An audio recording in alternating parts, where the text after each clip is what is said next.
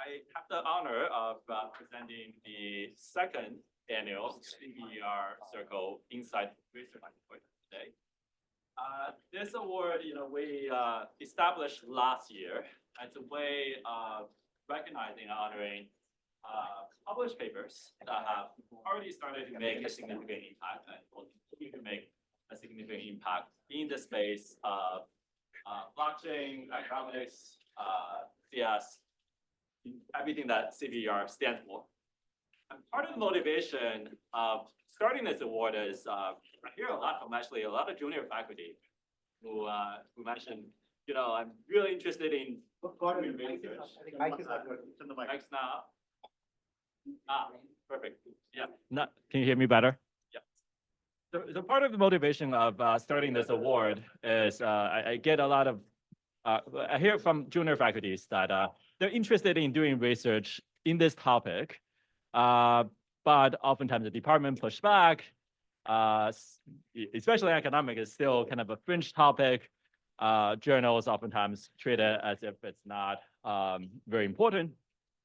So, when I think last year we were discussing of, how can we facilitate a broader acceptance of research in this field, both from the CS side and also from the econ side. So that it's recognized as an important field of continued contribution, and it's recognized as an important subfield. That's part of the reason that we started this award. The other part of the reason is we do see that this close connection between research and academia and practice needs to be strengthened, because it is through this iterative loop that we can better inform the best practices and also educate the broader world, educate regulators and those who are not deeply involved every day in this subject matter to be more familiar with the subject. So today I'm very honored to share the winner of this year's CBER-Circle Insight Award. We had a committee of 5, and we went through a set of finalist papers, and we voted on, it was actually quite a heated discussion of, which paper we should give this award to, and we somewhat came to an eventual vote and agreement that we'll vote on this paper as the paper that among the finalists has already had significant impact, will continue to have a lot of impact. I want to thank a lot of people for making this happen. One, thanking our committee members. So Augustino, Andreas, Hannah, Ejini, and we came together to make this selection. But I also want to thank those who have submitted paper and were considered in the process. And keep on the lookout for the next year's award as well. So today I have the honor of presenting this award. I actually made a plaque. The award goes to the paper on Tokenomics, Dynamic Adoption and Valuation by William Cong, Li, and Neng Wang. And I think this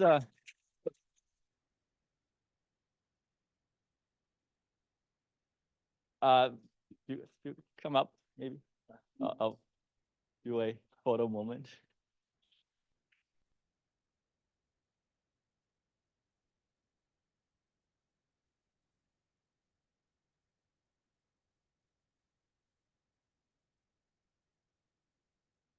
And you will present the presentation. And I just want to give a quick remark about why we thought that paper is quite important.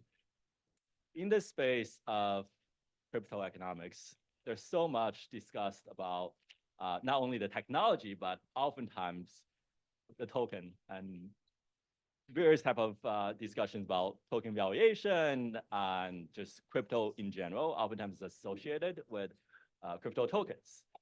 But very few people actually thought deeply as much as you guys have the fundamentals of why this model of token actually has utility beyond simply speculation, beyond simply memes.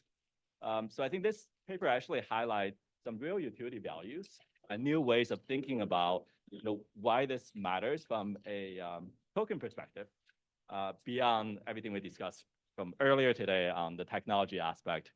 So very excited to hear your presentation. I'll be also try to facilitate some questions.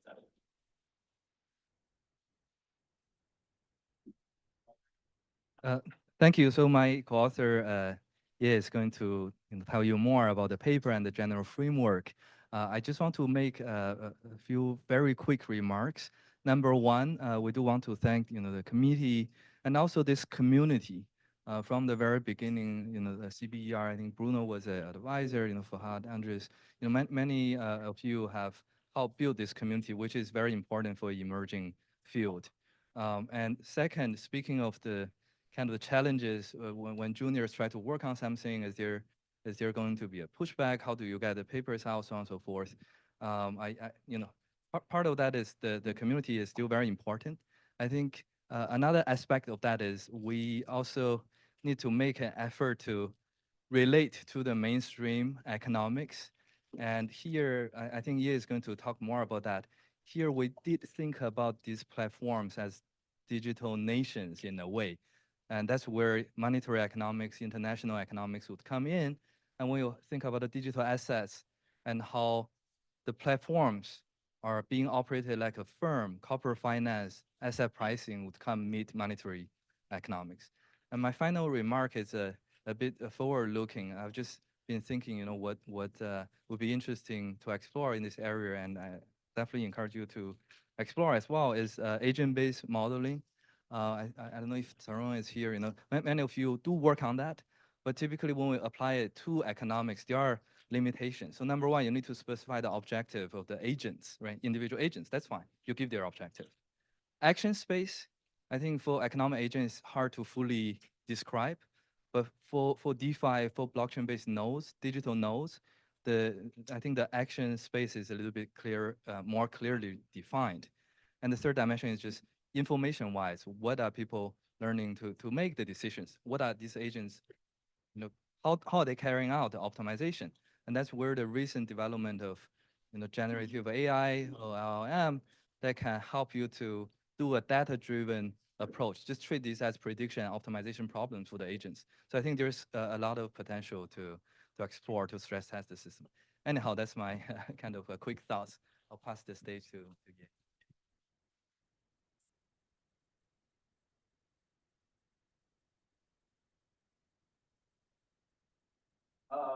As well as already emphasized, this talk is going to be very much about the economics and the monetary economics in particular. And I'm going to emphasize what we can learn about monetary economics from cryptocurrencies. Mac is not working. Everything can hear it in the back. No? Speak higher. Better?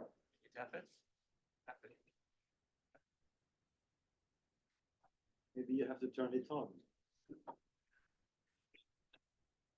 Better? Yeah. Okay. Maybe not so high. All right. So we can actually learn a lot about traditional economics topics by examining what's happening in the crypto world. And that, I think, is a gold mine for traditional economics, mainstream economics, so to speak, to pay more attention to what's going on with cryptocurrencies and blockchain. We start from this very straightforward questions. We really started the project back in 2018, I think February 2018. Back then, there were not many people working on crypto-related topics in the finance and econ literature. So we are able to go after this low-hanging fruit, like first-order important questions that are still wide open. So first, we want to understand why, whether we can have a fundamental-driven valuation framework for cryptocurrency. So if you are aware of monetary economics, there are several fundamental-driven framework for valuing money. Money is not always a bubble, right? There is this quantity theory of money. There is the fiscal theory of price level. So we want to develop a fundamental-driven valuation framework. But also, we want to think harder what cryptocurrencies really address, what are the problems that a cryptocurrency can help solve. And then we want to understand the economic role of blockchain, not just from a computer science perspective, blockchain can act as a decentralized ledger, but what is the economic role? So we want to dive into these questions. And in my presentation, I'm not going to follow the paper.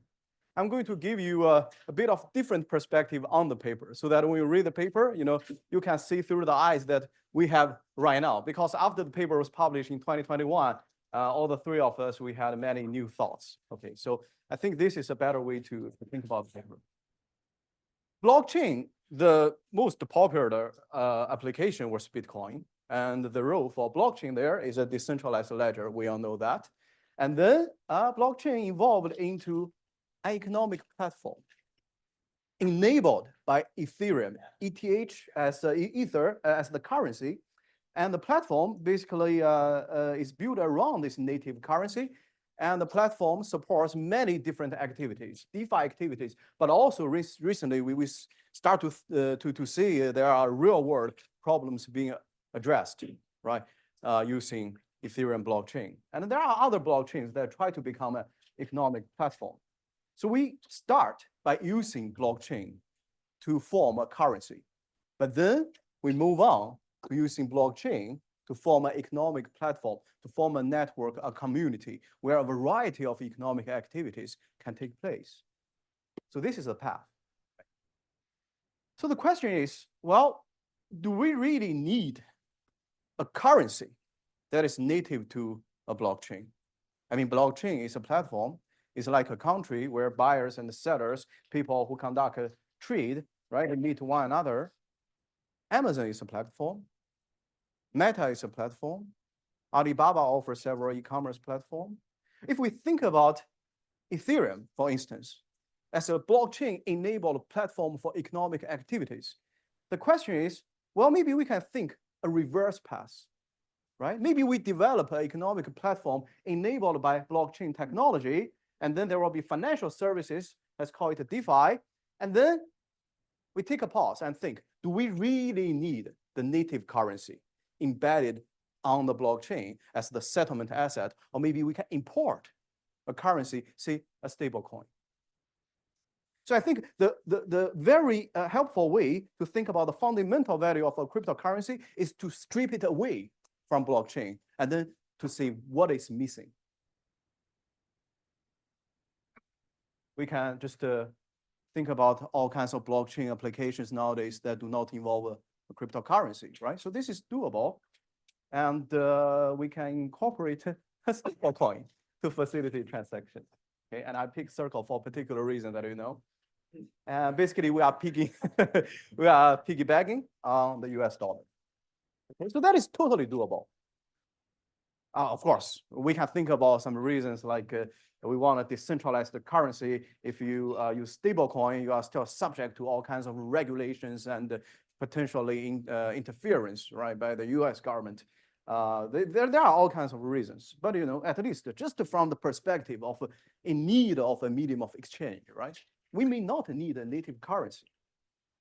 So we are in a good point to start thinking about the fundamental value of a cryptocurrency because, we already strip it of the blockchain. Okay, that's the way we think about it. So why do we need a cryptocurrency? Well, we need the cryptocurrency to raise funds. Okay, back in 2018, 2019, there are a lot of ICO projects, right? So you create tokens, you can raise money. That's good. You raise money either just to, have a good time, or you want to build a platform. All right, so we have another paper. I'm going to talk about this later. But this paper is really about this one sentence.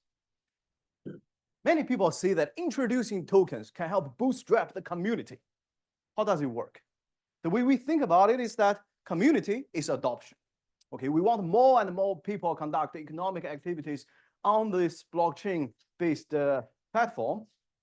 And how does introducing a native currency help this prospect? And then we go to monetary economics, right? So we ask, what is the defining feature of money? Why introducing a native currency to the blockchain platform can help adoption of the platform? Actually, there are two features of money. Well, there are three, traditionally speaking: unit of account, store of value, and medium of exchange. But here we are only focusing on medium of exchange. But together, with money as medium of exchange, there is a carry cost. Just think about the bank deposits. Okay, that is M1, M2, right? Part of the money supply. You hold cash in bank deposits, you can make a payment anytime. That is the convenience yield the bank accounts offer to you. But what you pay with a carry cost because the deposit accounts give you a very low interest rate. So when there's money, there's medium of exchange and the convenience that comes with it. There's also the cost, that is the carry cost of money. And on individuals basis, right, we all make this trade-off. How much cash do you keep in the checking account? You think, okay, I have some transaction needs. I probably have to keep a few thousands of dollars in my checking account. But on the other hand, I know the interest rate is very low. So we are very conscious about the trade-off between payment convenience and the carry cost of holding money. So the good thing about money is a means of payment. The bad thing about it is carry cost. Okay, so that is the defining feature of money we are focusing on. But then you may ask me, why do we need to hold money at all, right? We have a transaction needs, fine. We can hold QQQ, for instance, right? That's an ETF for the NASDAQ 100 stocks. And then when we need cash, we can just sell the asset and we can get cash. And then we can use cash to make payment, right? But the issue is when you liquidate asset in exchange for cash, there are all kinds of frictions, right? Transaction cost. And when you are selling assets, right? Whoever buying the asset is always afraid of being adversely selected. The lemons problem, maybe the seller knows more than I do, and I'm not willing to pay the full price of the asset. You have to sell the asset as a discount. So all kinds of frictions in liquidating assets, that leads to the demand for money. We want to hold cash in advance rather than get cash when we are in need and subject to all these frictions. But there's also a deeper question that I'm not going to get into, but this is one of my favorite papers. I just want to mention it here. We may not even need to make a payment at all, right? If I buy anything, I don't need to really give something valuable in return. If I can buy it using my IOUs, I can just make a promise. See, if I want to buy something from Will, I can just tell Will that I'm going to do you a favor in the future that is of an equivalent value. In that case, with a perfect credit system, we don't need means of payment, okay? So there are these layers of frictions. First, there's a limited commitment. We don't have a perfect credit system. Then we need means of payment. And then the second layer is what? Is we have to hold payment. We have to hold payment instruments in advance rather than getting it in need and subject to the transaction cost. Okay, so there are two layers of friction. Why do we need money? At this point, you may wonder, okay, am I in the wrong conference room, right? This is really about crypto. So let's go back to crypto. But before that, let's think about whether we can address the issue of carry cost within the traditional method of payments, right? So let's think about private sector. Think about, let's issue a money that delivers some return, a competitive return, right? On a risk-adjusted basis. Let's create money with that. But then once you start to deliver return on the money you create, SEC knocks on the door, right? Because you are promising a return. And then the second question is, how do you credibly promise a return? Because if you issue some money, you say, I'm going to deliver a return, where the return come from, right? You must be making some investment. Or maybe you're hiring some people to enhance the value of money or something, You have to credibly promise these returns. And then we say, okay, maybe we can just piggyback on the fiat currency and allow fiat currency to carry some interest rate. Maybe, talk about CBDC, retail CBDC, right? Everybody can hold the central bank liabilities and the central bank can give us a 4% or 5% return. But can the central bank really generate a sufficient return on its assets on an inflation-adjusted basis? I don't know. So it is not easy to create money without a carry cost. It is not easy to create money with attractive competitive return. But with a cryptocurrency embedded on a blockchain platform, we can do that, okay? So here I have this tiny, creepy, smiling face here, okay? This statement sounds too good to be true, but in the next few slides, I'm going to tell you we can do it, okay? So now let's talk about the model. In the model, we have in mind a promising platform with a growing productivity. Well, the growth can be random, and the productivity really represents the variety of economic activities that you can do on this blockchain. I mean, many people in the audience, you are working on this, right? Making Ethereum blockchain better, enriching the possibilities on the blockchain, and maybe some of you working on some other blockchains. Think about this A as just the quality of the blockchain, the variety of economic transactions it enables, and the growth of A is going to be random. But on average, the expected growth path is upward. So if you come to me and say, hey, yeah, do you have anything interesting to say about these fraudulent platforms? I say no, okay? So our starting point is a blockchain platform with a promising prospect, okay, a growing productivity.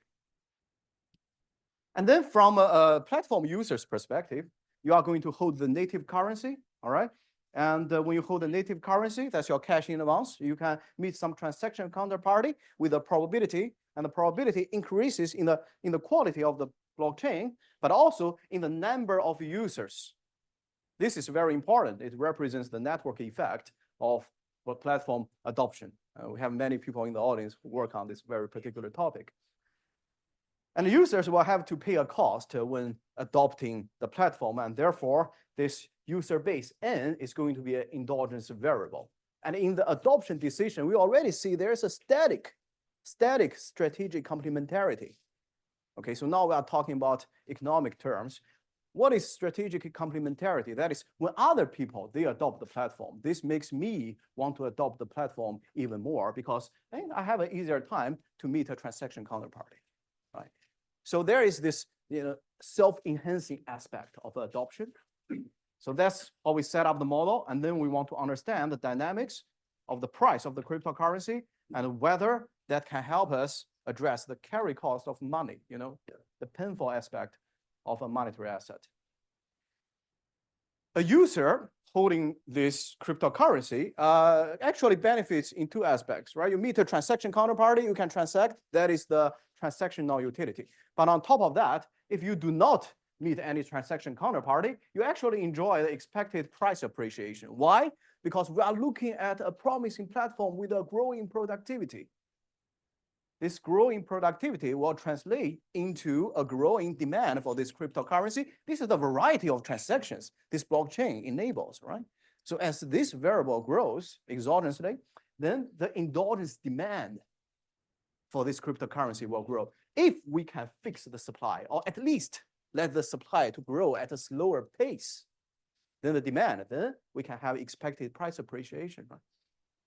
And now we've solved the problem of a carry cost. Basically, you hold the cryptocurrency, you join early, okay, you are one of the early adopters, you hold the cryptocurrency, the expected return, the expected price appreciation will overcome this carry cost. And SEC will not knock on your door, right? Say, okay, you are creating a money, but you are promising some return. Can you credibly promise it? What is the source of this return? No, it's organic. As the community grows, the demand for money will grow, and this will drive up the price if we can fix the supply. So now let's go back to the third question we are after, right? That is, what is the economic role of blockchain? Commitment. Through blockchain technology, we can fix the rules of money supply. And then we will arrive at another form of strategic complementarity that is of an intertemporal nature. Why do I want to hold the cryptocurrency right now and adopt the blockchain platform for transactions? Because I expect more people to do so in the future. As a result, the platform has a more efficient form of money, a money with a very little or even no carry cost because there's expected price appreciation. And then thanks to this efficient form of money, there will be more adoption for the platform, right? So there is this positive two-way feedback effect. I'm going to skip the graph and let's go back to monetary economics. As I said at the very beginning, when we study cryptocurrencies, we can think out of this crypto blockchain community and see what we can inform the traditional so-called mainstream economics about, right? Let's go visit some questions they have been studying for hundreds of years. Many countries do not own their own currency, okay? They do not have a currency that will fluctuate in response to the money demand. What is the reason? Well, first, Do they have a blockchain technology that enables commitment to a set of money supply rules? No, right? When we think about countries introducing their fiat currency, a big concern is what? Is the temptation to always overissue, as long as the price of money is positive. And in a way, the nature of money is very similar to durable goods, right? If you are familiar with economics, cost theorem, for instance. So, but this first point is already known in monetary economics. So what is new, by studying cryptocurrency, what we offer in this paper, to the monetary economists is the second point. When a country decides to introduce a currency, the country needs to ask, well, do people use this currency expect this country to grow in the future? That is, whether we can capitalize the growth prospect to reduce the carry cost so that it makes sense to introduce this currency. And in many cases, the answer is no. And in that case, you will just peg your cryptocurrency, your fiat currency to the US dollar, which is essentially introducing a USD stable coin, right? Hong Kong pegs is Hong Kong dollar to US dollar, with a very tight range. That is basically a stable coin for the last few decades. So you can see by studying cryptocurrencies, we are able to revisit some classic issues in monetary economics. And that I think is a very fruitful way to think about, okay, we do research as an economist in crypto, and okay, how do we get more acceptance, right, in the traditional areas? All right, so let's take the stock. I already addressed this problem. So next, I'm going to talk about evaluation framework. Okay, we all got many emails after the paper went online about whether we can build a software that will automatically price cryptocurrencies. The answer is no. Okay, and you will know why. It's a little bit disappointing, but every model has its restrictions.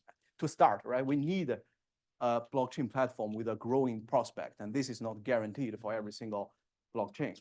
So, what is the monetary problems that embedding a cryptocurrency on the blockchain solves?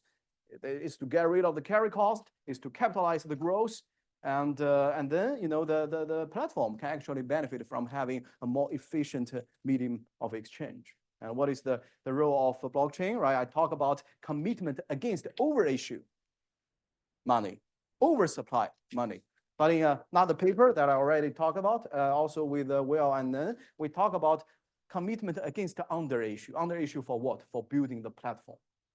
So blockchain not only enables commitment against supplying too much money, but also enables commitment against supplying too little.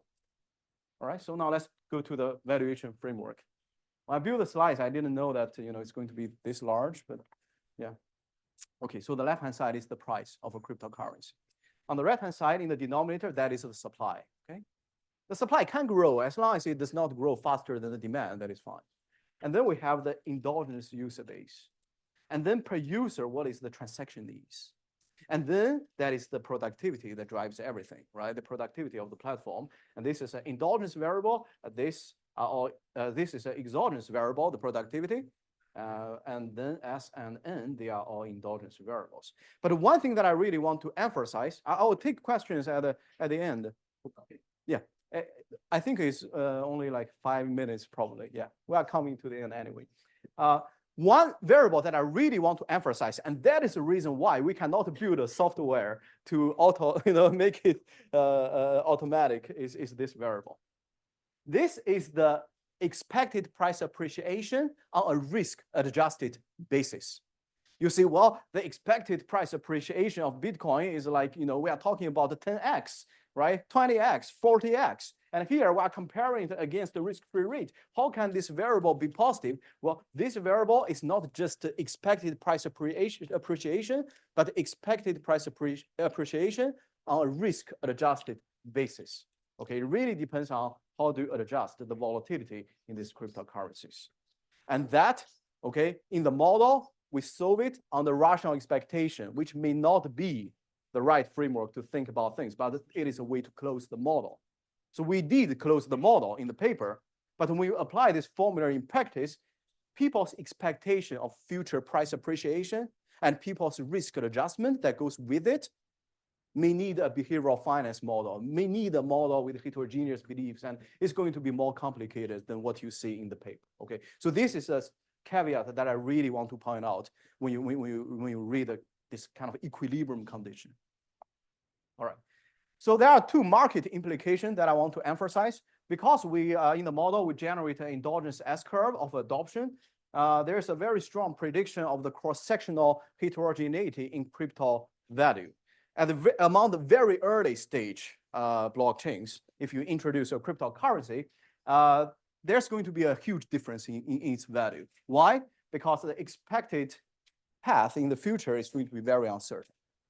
But at the very late stage, there's also going to be huge heterogeneity because now, well, we don't have a lot of future, but where it is currently matters a lot. In the interim reach, we kind of have these two forces cancel each other out. So if you are really into the asset pricing aspect of tokens, okay, you can separate them into three groups: late stage, middle stage, early stage.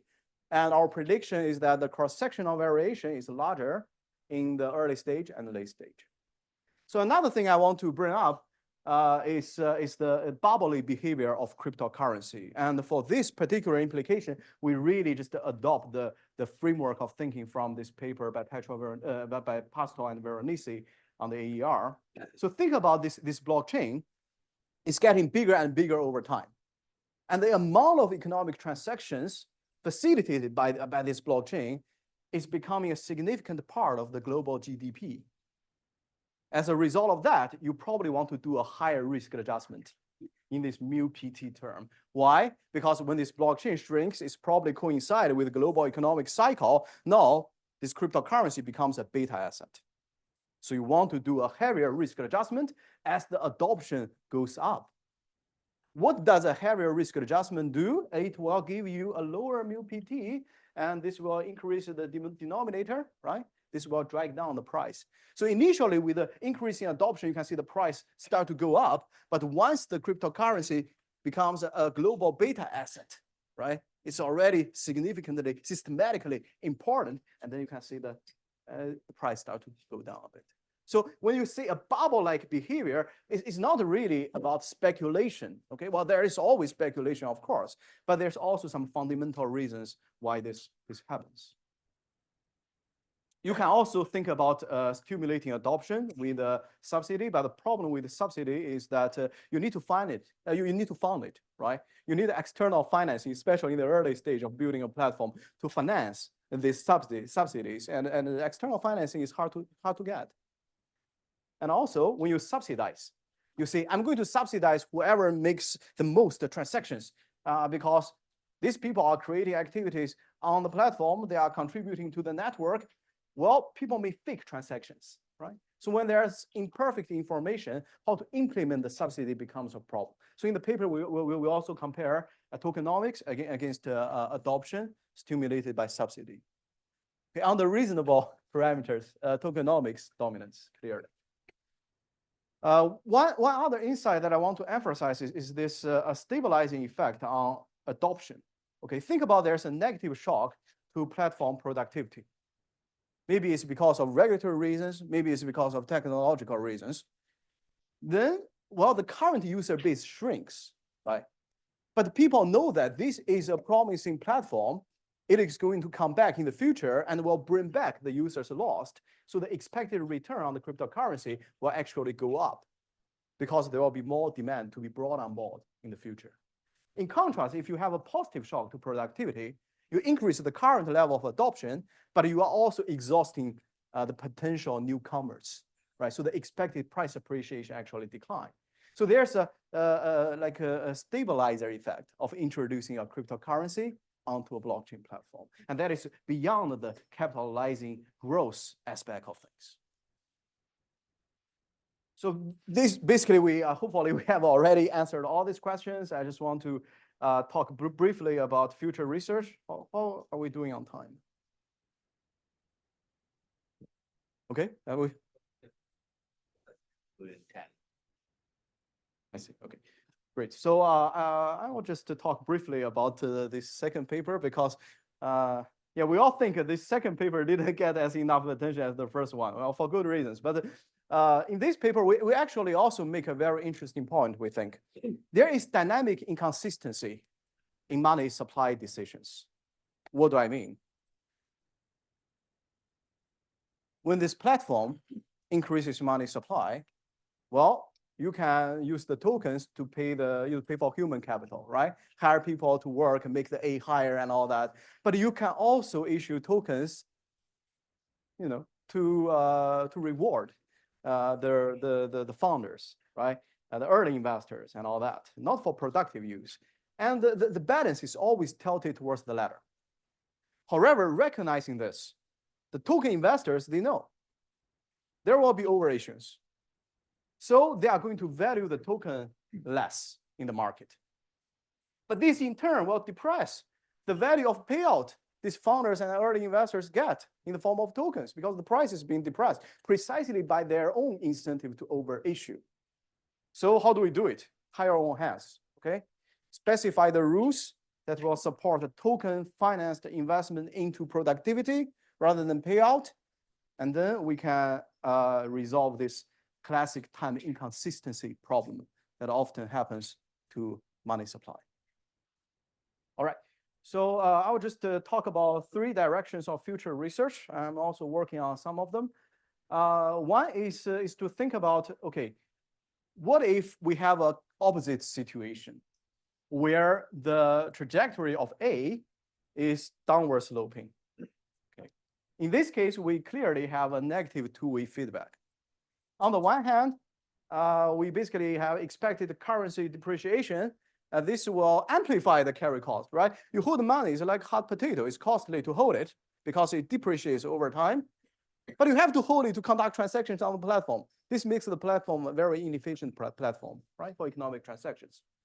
But then, as people's incentive to adopt decreases, thanks to having a native currency, this will feed back into the expectation of currency depreciation, right? So very easily, once the trajectory of A turns downward, you basically have this positive two-way feedback turning into a negative two-way feedback. If we have this regime switch, for instance, how far does it take for the platform to recover? Even with good news about a change, back to the upward trajectory, issues like this. Okay. So another question that is very interesting, especially from my monetary economics perspective, is that money to circulate must be information insensitive. And this is not a new insight. This is from Gorton, Panaki, and some other papers. Because why? When I buy something with this money, whoever accepts this money should not be concerned about the layman's problem. That is, I know more about the quality of this payment instrument than the person who is selling me the stuff, and this person is worried about me getting rid of inferior assets. So money has to be information sensitive. That's how it circulates, right? When money is passed from one person to another, people are not concerned about the quality of it. But there's this dilemma. That is, here we are merging currency with a new technology that is blockchain. What can blockchain really do? What is the trajectory of A? Well, there is certainly heterogeneous opinion, but I would also say that there are some people more informed than others. See, if I am an expert, or let's say Fahad is an expert here in cryptocurrency, and Fahad is buying something from Gordon, and then Fahad is particularly using Bitcoin to buy things from Gordon, Gordon will be concerned. Maybe Fahad knows Bitcoin better than I do, and Fahad is trying to get rid of Bitcoin because Bitcoin, something bad will happen to it. And then Gordon will say, I'm not going to accept Bitcoin as means of payment because I'm concerned about being adversely selected.